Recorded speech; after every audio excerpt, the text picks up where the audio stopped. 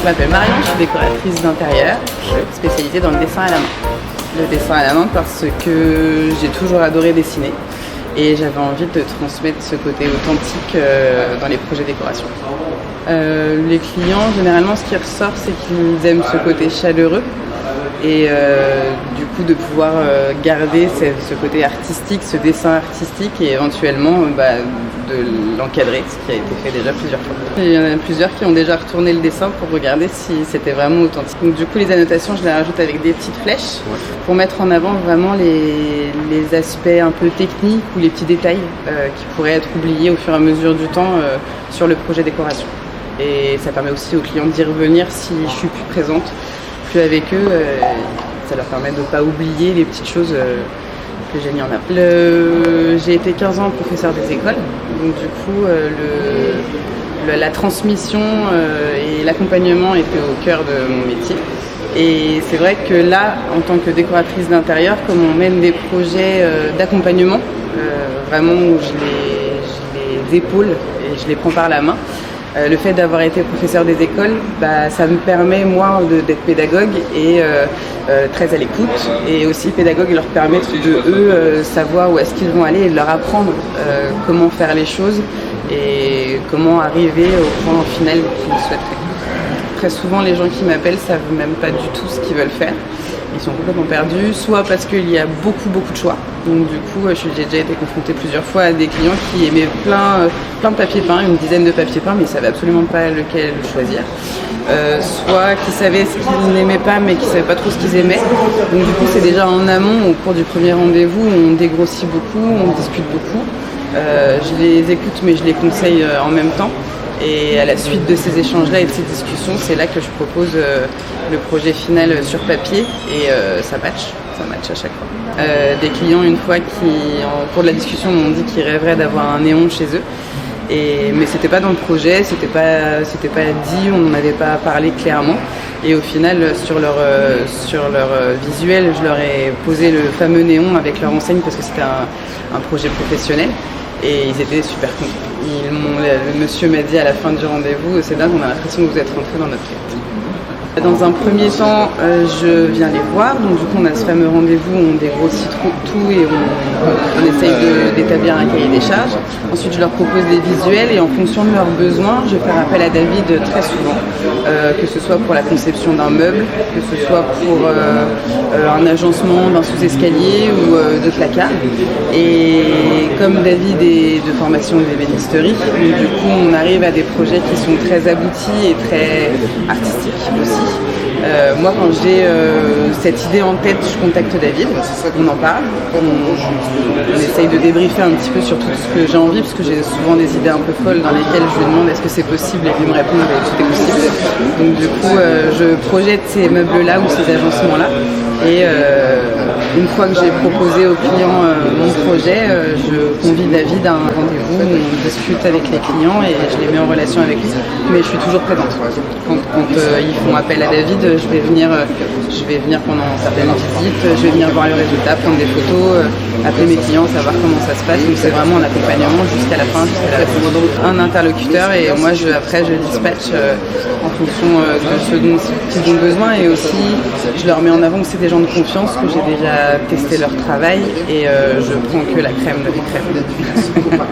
Alors Colibri Création, c'est une entreprise d'ébénisterie, d'agencement et de mobilier artisanal, puisque je ne suis que moi et l'apprenti, Luc. Donc on est à Lucé, à côté de Chartres, dans l'Eure-et-Loir. Et on aime donc utiliser le bois forcément, mais aussi tout autre matériaux qui vont s'associer à l'activité. Comme la résine, la pierre, le stratifié, la peinture, la laque, enfin tout un panel de matériaux et de finitions adaptés. Donc on fait beaucoup d'agencements, beaucoup de mobilier, mais c'est plutôt en marge, mais c'est surtout de l'agencement de particuliers. C'est l'aménagement des parties en rangement. En rangement ou en décoration aussi, pour les claustras ou les les séparatifs en général, les habillages muraux aussi.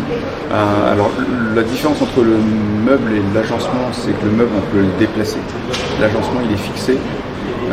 Donc effectivement sous un escalier c'est de l'agencement, c'est fixe, on ne peut plus y toucher, on peut le modifier après par la suite mais on ne peut pas l'emmener ailleurs. Il y a eu des cas d'aménagement sous escalier où la demande a été faite qu'on puisse emmener le meuble. Et donc dans ce cas-là, on a fait un habillage mural sous l'escalier et on a intégré un meuble en dessous. Nous, on a la capacité et l'envie aussi de faire de la qualité, de ne pas avoir de frein sur les possibilités. On fait ce qu'on veut, avec ce qu'on veut. Il y a toujours un point de vue de budget à respecter. Et aussi le fait d'optimiser vraiment au grand maximum les volumes de rangement et l'accessibilité, ce qu'on ne trouve pas dans le commerce.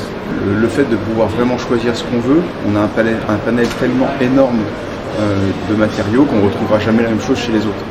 Et ce sera le matériau que le client aura vraiment aimé et qui correspond vraiment à son intérieur. Alors les essences de bois, on en a quelques-unes ici qui vont du chêne classique, en passant par l'ébène, le bois de rose qui sont des références connues depuis des siècles parce que ça a été utilisé sur les meubles de style aux époques des rois et autres. Et aussi le sapin qu'on peut aussi travailler de manière structurée pour lui donner des jeux d'ombrage ou graphiques tout simplement. Et des bois comme ça, il en existe beaucoup puisque j'ai déjà 4 classeurs de bois comme ça et j'ai pas tous les bois dedans. Donc c'est un panel qui est vraiment énorme de bois, sans compter qu'après chaque bois on peut les teinter ou faire des jeux de dessin de lignes, de veinage de bois, tout ça. Donc c'est rien qu'en bois réel, c'est un panel énorme. Il y a une dimension écologique. La première c'est sur le déplacement. Dans la mesure du possible, tous les déplacements en agglo-Chartraine se font en vélo cargo. Pour les rendez-vous, les petits chantiers, d'éventuels dépannages que je peux faire pour des entreprises qui ont besoin ponctuellement, pour l'achat de matériaux ou de choses comme ça.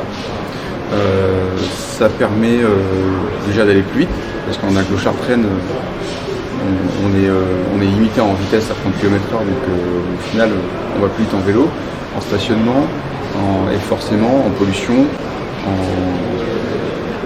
et en rapidité, puisqu'on a aussi les accès par des raccourcis, des choses comme ça, donc c'est quelque chose qu'on utilise.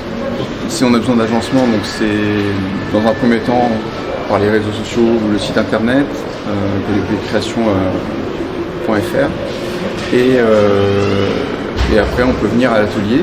L'atelier est à Lucé, donc dans la rue de Poiffon. Il ne faut pas trop se tromper, c'est un petit peu caché quand même, mais bon, il y a un beau panneau d'accueil à l'entrée, donc on verra. C'est à l'entrée de la rue, dans un vieil atelier d'un ancien menuisier, que j'ai repris l'atelier qui était vide, mais c'est bien aussi d'avoir ce relationnel d'histoire entre un ancien menuisier qui est à la retraite aujourd'hui, avec qui on échange beaucoup, et une nouvelle activité. Souvent, je travaille avec les architectes, les décorateurs, les designers aussi. Et en général, ils nous apportent une idée qu'on va retranscrire avec notre propre vision du bois ou des autres matériaux en tout cas.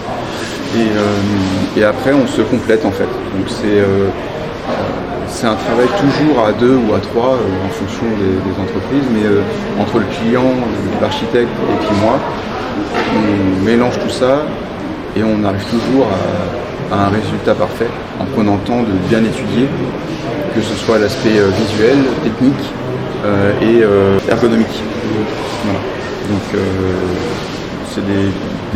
chaque métier a une part importante dans le projet. En fait, je suis venu avec Marion Fasquel, qui est la décoratrice de MFB Déco, avec qui je travaille beaucoup et avec qui on travaille en étroite collaboration et justement sur ce principe de cohésion de travail où elle dessine et fait la mise en scène en fait de mes projets. Je pourrais parler d'avant-après, mais en fait on travaille tellement en collaboration qu'on travaille vraiment en parallèle. Donc on va tous les deux ensemble au rendez-vous client, on discute avec le client de ses envies en termes de rangement, de ses envies en termes de décoration, et on assemble ces deux aspects pour former vraiment un projet unique et toujours très abouti, puisque les retours sont toujours excellents. Donc c'est une complémentarité qui marche très très bien. Après, des fois, le client ne souhaite pas avoir une décoratrice, ou alors ne souhaite pas avoir un agenceur et avoir qu'une décoratrice. Donc on travaille aussi, on est deux entités séparées. Politique de Colibri Création, c'est l'aspect écologique, même si c'est encore en développement puisque l'entreprise n'a qu'un an, c'est une valeur importante. L'aspect unique, dans le sens où les clients doivent vraiment avoir ce qu'ils veulent, même parfois au-delà de ce qu'ils veulent parce qu'ils ne se doutent pas des possibilités. Et donc on est là justement pour les accompagner et leur trouver le juste projet par rapport à leurs besoins et la pérennité de leur projet pour qu'ils n'aient pas à revenir dessus et que ce soit quelque chose qu'ils gardent à long terme pour pouvoir se passer à un autre projet sans avoir à se soucier de ceux qui ont déjà été faits, quoi. On a aussi des matériaux qui sont recyclés à partir de plastique d'éléments de cuisine, donc les cafetières, les robots de cuisine ou grille-pain ou autres, pour fabriquer des panneaux qui sont donc recyclés mais qui sont aussi recyclables. C'est-à-dire qu'une fois qu'on a un meuble qui est ou trop abîmé ou parce qu'on a vraiment envie de le jeter pour X raisons, on le ramène à l'entreprise, ils le rebroient et ils refont le même panneau avec. Donc j'ai là des exemples de ce matériau. Donc de matériaux de Polygood fait à partir de plastique recyclé et recyclable. Et ça c'est vraiment des matériaux qu'on aimerait bien voir plus souvent et qu'on aimerait bien que les clients acceptent parce que ça a des valeurs ajoutées à leur projet. C'est très intéressant. Et avec ça, on peut faire du meuble, mais aussi du parement de mur.